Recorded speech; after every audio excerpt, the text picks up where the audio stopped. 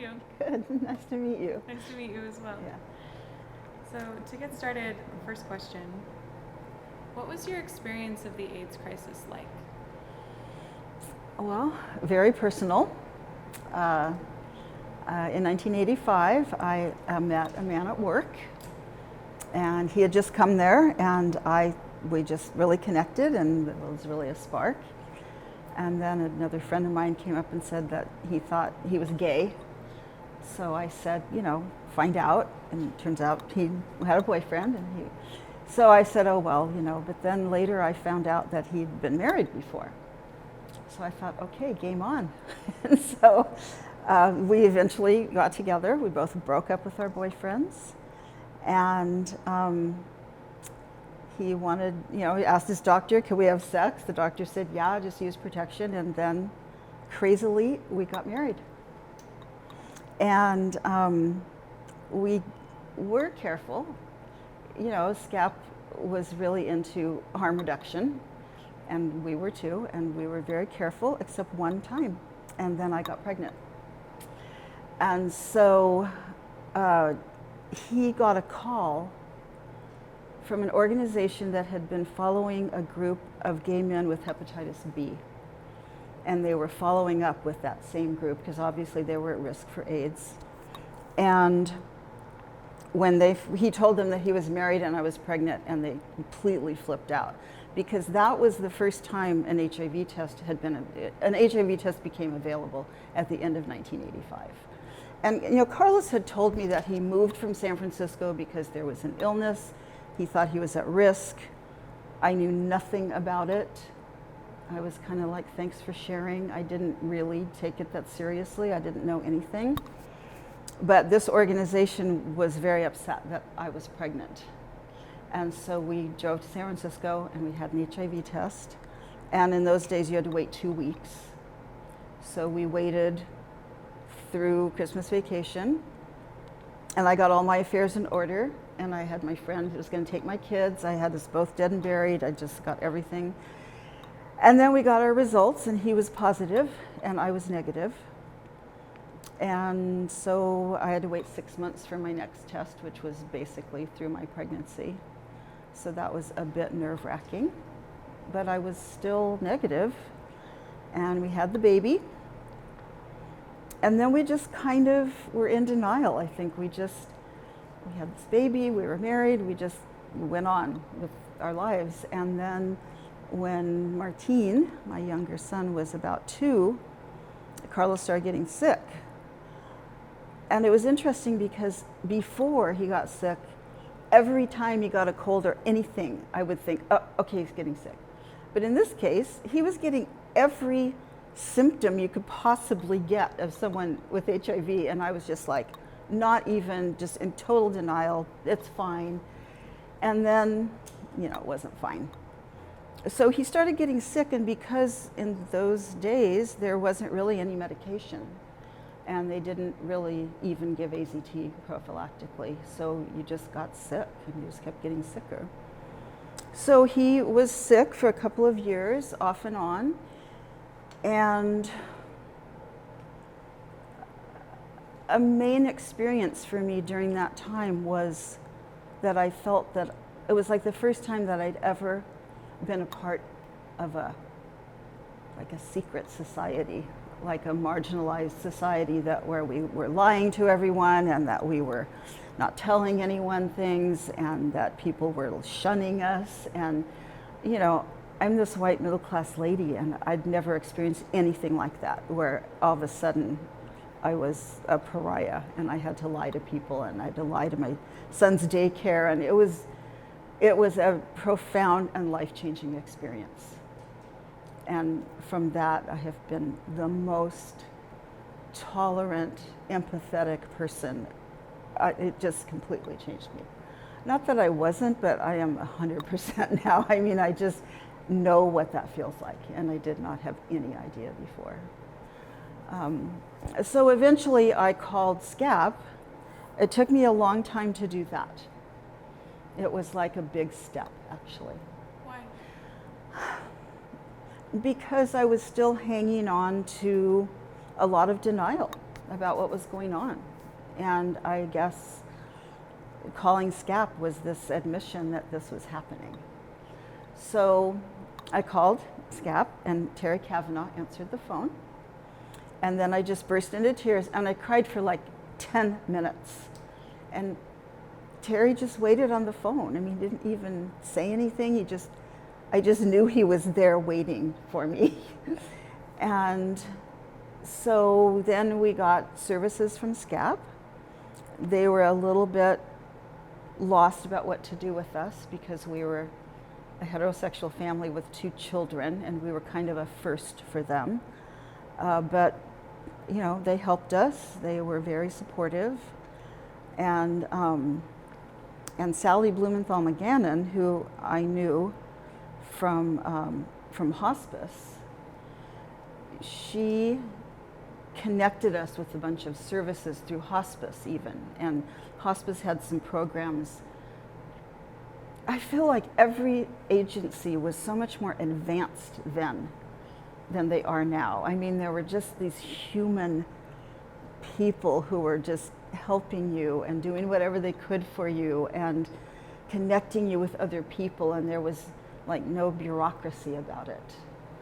And so I got services from them, and I got some home care through hospice, and I was, you know, I just was helped so much by that organization. I don't know what I would have done because I didn't really know anything.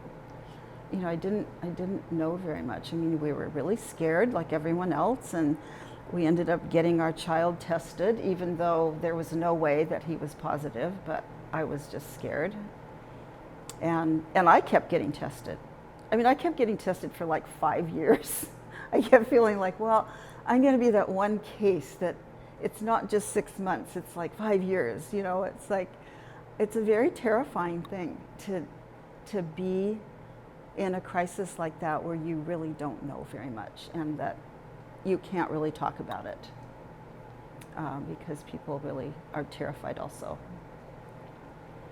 So that was, you know, and plus he didn't tell his family, and it was really hard. And then one day I remember just coming home and saying, look, you're safe in bed here, but I'm out there in the world lying to everybody, and I'm just going to tell everybody what's happening. So I did. How did he respond to that?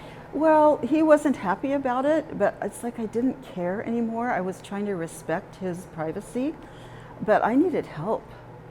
You know, I just needed help, and I just couldn't get the help I needed. So, yeah, so he finally said, okay.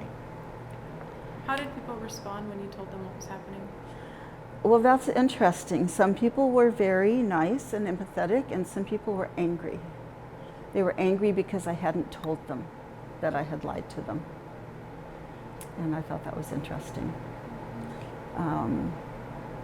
Yeah, there was a variety of reactions.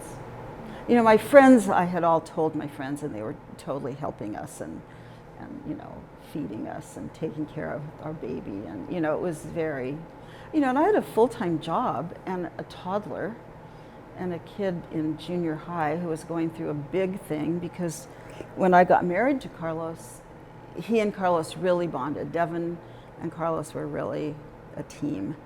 And so, because his dad kind of wasn't there for him so much, and so he really felt like he had a dad. So when Carlos got sick, and the other thing I did was I didn't tell Devin what was happening. I was trying to protect him. And so he was upset that I didn't tell him. And another lesson I learned is to be completely honest with my children, no matter what. I learned a lot of big lessons from that experience. What other lessons do you think you learned from that experience?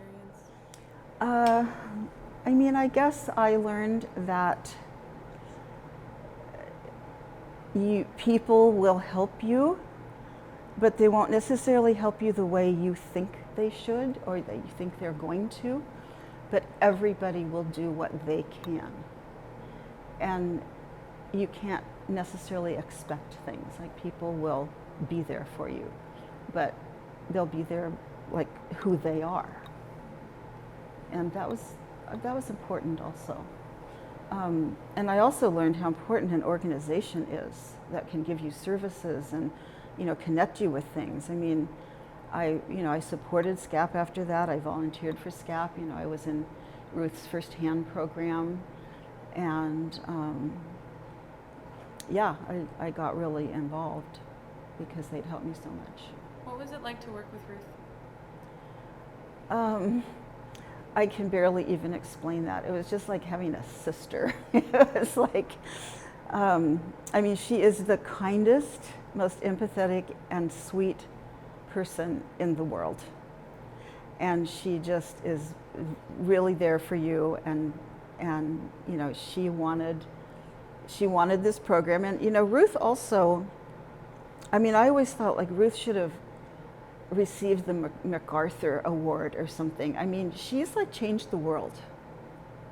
There's a lot of things that she's done that she won't even say. Like when she was doing AIDS work in Africa, she got Clinton to insist that every Peace Corps worker was trained about AIDS. Before that, they knew nothing.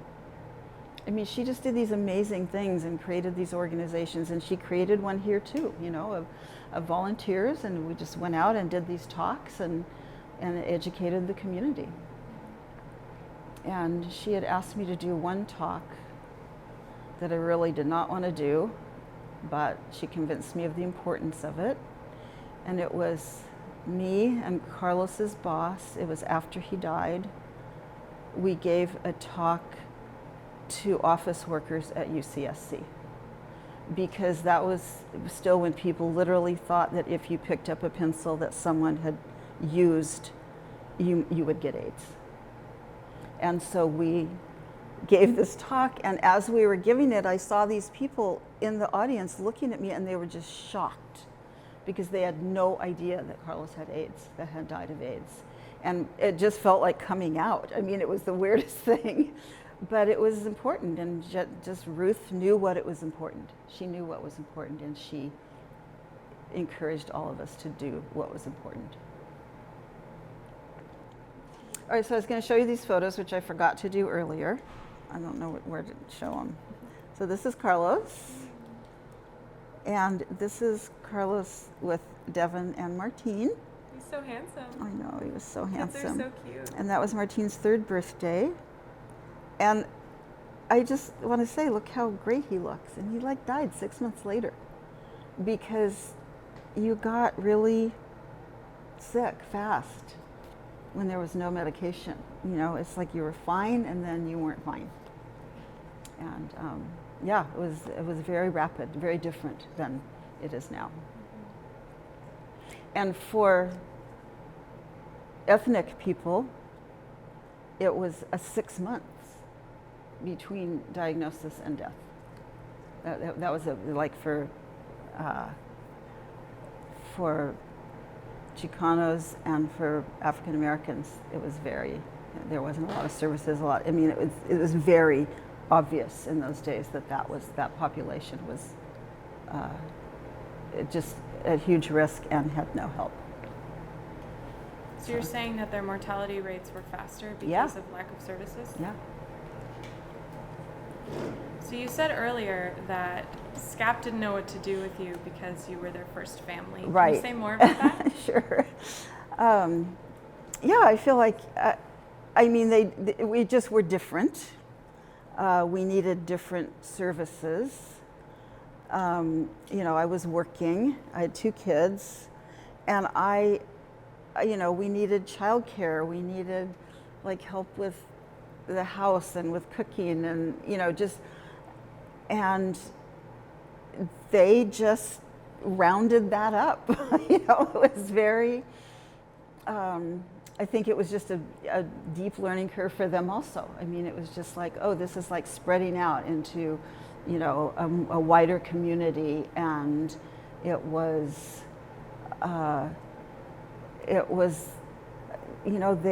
they pivoted. They were very good at that, and really so caring and so wanting to help. They would just figure it out and figure out what to do. So when you approach them and would say, we need help with this, what would their response be? Well, they would find a volunteer for that. You know, and we had some really great volunteers who just came and you know, helped with Martine. You know, we had a toddler, and so yeah, it was very. I felt like I said, they really pivoted. They really adjusted quickly, and they were just ready. And plus, so many people were sick, and people were really sick, and so they really had their hands full. You know, I don't think anyone can imagine what that was like with that many people just so sick. It wasn't, you know, there was no medical help really. So it was different than it is now. But you know, SCAP, I couldn't have done it. I literally could not have done it, I don't think.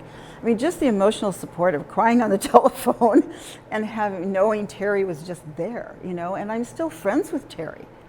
You know, my husband died 34 years ago, and I still know Terry, you know. I mean, he's like a totally special person to me, and there'll just always be a place in my heart for him. And you know, Sally Blumenthal, you're going to interview her later, right? She worked with SCAP, and she also worked with hospice, and she came from hospice. And so she coordinated a lot of services for me, because hospice had a program then. Like, remember when I said that organizations were just so much more human and had these programs that like made sense? I mean, they had this program. It wasn't, I got hospice workers, but they weren't end of life workers. They were trying to see if with a lot more support and help, they could keep AIDS patients at home instead of going into the hospital. You know, because people would go into the hospital and stay there for 4 months. And so they were providing through this program. There was a woman named Elaine. I never saw her again. I don't know what happened to her. But she coordinated the program through hospice, and I had two workers that were trained at hospice. And they came, and they were our aides, and they really knew what they were doing, and they really helped us. And they also stabilized our situation, because we also got like healthcare, or like just aid workers like from an agency. And so it would just be like a different person every day, and I wasn't really there to coordinate that because I had to go to work. And so this just kind of stabilized our whole situation, where we had these two people. It was the same people.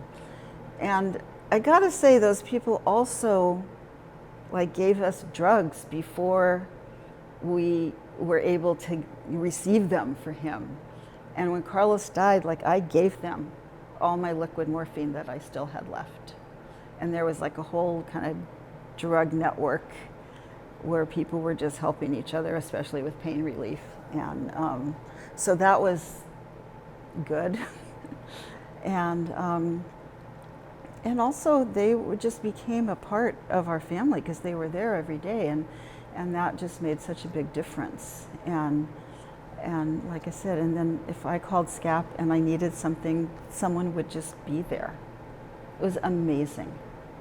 Like, really, there was just no way. I just would have had a nervous breakdown. Yeah, it was invaluable. How did Carlos's death impact your children, you think?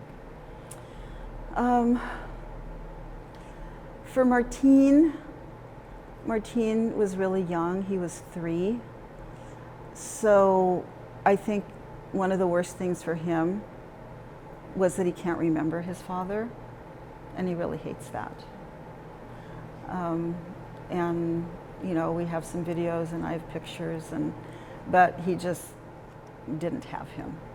And I can see now that he's in his 30s that impacts his life. I remarried, and his stepfather, David, was a very good father to him. I feel like he had support, and he had that support, but he definitely feels that. And for Devin, I think it was a real tragedy because he really counted on him and then he left. And I think that was very hard for him. And, but you know, Sally was our grief counselor and she helped my kids a lot. And I feel thankful that I got them into therapy and that she was there for them and that she really helped them through that.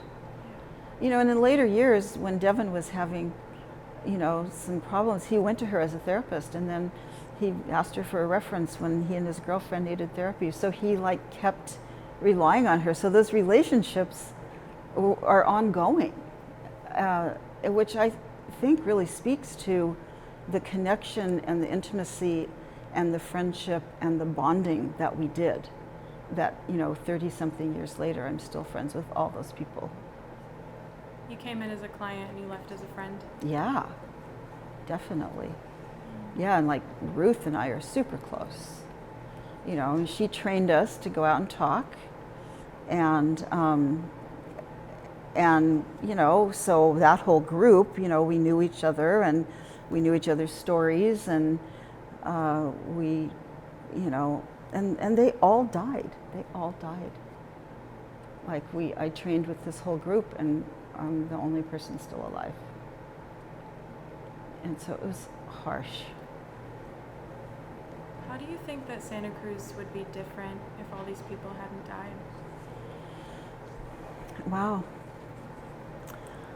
I'm not really sure. There were some very talented people and also just some wonderful people. I think they would have created a kind of gay community that for a number of years was really decimated, and it would have been a stronger community earlier on because it was, a lot of people weren't there anymore. And I think there just would have been a stronger community and for a while there just wasn't, it was too devastated.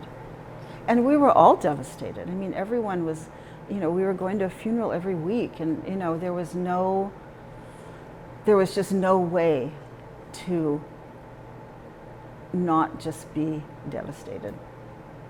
I mean, even now, like when you interview Ruth, I mean, she's just going to start crying right away, even though she said she didn't want to cry. I mean, she just feels that all the time, all that loss, so much. In the face of so much loss and devastation, what motivated you to participate in Project Firsthand? To get involved? Ruth.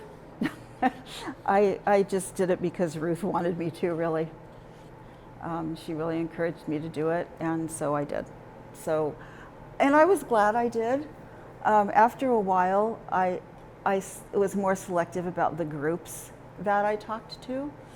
I really started mostly talking to groups of women because I felt like I just wanted, especially teenage girls, like I talked to a lot of teenage mother groups, you know, and I said, you know, this how you got pregnant is how you get AIDS. And I just, you know, really talked to them because all of that was about self-worth for young women. I felt like, you know, insisting on someone using a condom or saying no. And, you know, I believe it or not, all that was very new. And, you know, convincing a young woman to feel comfortable saying no was huge. And so I did a lot of talks about that, about, you know, their self-worth. And I said, like, you know, sex takes like 15 minutes and then you'd have AIDS for the rest of your life. Like, and, you know, and I said, it's just not worth it and you need to really take care of yourself and really, and also women who'd come out of incarceration. I did a lot of talks with them. But I stopped doing talks like with drug groups and stuff. It was an obligatory thing for them to go to those talks. And like people would pass out during the talk and stuff. And I was just like, didn't feel that useful. So I just, but eventually I will say I did stop participating in firsthand because especially for my kids, like we got close to so many people and then they died. And so after a few years, I did stop doing it. Because it was too hard to keep losing that many people? Yeah. And I felt for my kids too, because we got to be friends with these people and we would have parties and together and celebrate their birthdays and then they would just be gone. So, yeah. What was Carlos like? Carlos was an artist. He was an intellectual and an artist. He had a PhD from Harvard in English literature. And he was, very intellectual, very well read, and very artistic. And I brought a painting, his last painting that he was working on. And he, we had set up an easel and that painting in the room, and we would like help him out of bed and sit him in a chair, and he would paint for like 20 minutes. But it was good for him because that's what he did all the time. And he used to work in these really big canvases, and then after we had Martine, he went to these little tiny canvases, and he would just get up in the night and paint. And so,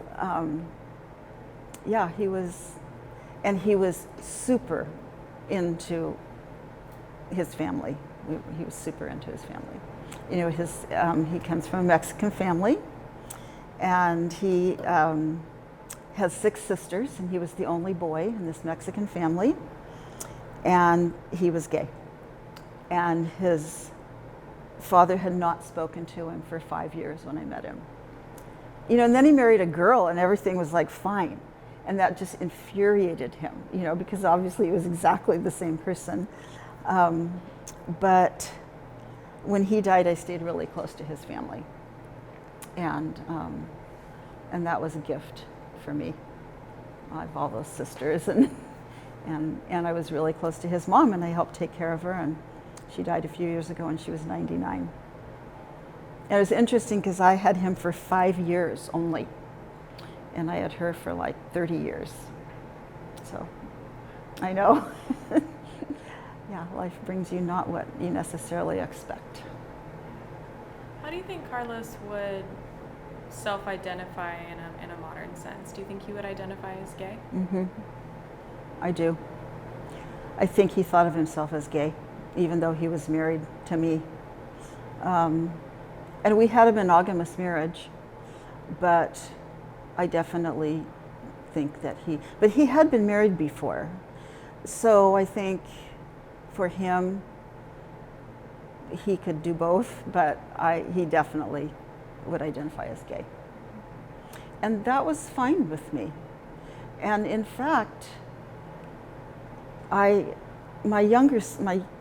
son, his stepdaughter was going to this Christian school, and they had to sign this thing that, said that marriage is between a man and a woman and all this stuff. And I'm like, what are you doing? I said, your father was gay. How can you even entertain that? I mean, I just was so shocked. And I just, wow. That still happens is just beyond me. It seems like this changed your worldview a lot. Can you speak more to that? Yeah, completely changed my worldview. That's true. It just made me realize that, first it made me realize that I didn't know anything and that I didn't know how other people felt at all. I mean, there were so many people that I remember an old friend of mine that I grew up with. When she came out, she wrote me this big letter and said, I hope this is okay, and on and on. And I was like, wow, of course it's okay. But I had no idea how that felt for her to come out and think that people might not want to be her friend anymore. And I got to feel what that feels like. And that was big. That was really big. And it made me more supportive and more open. And it gave me less expectations about who people should be or who I think they should be, or and also, like I said, people help you in the way that they can, not the way you necessarily expect them to.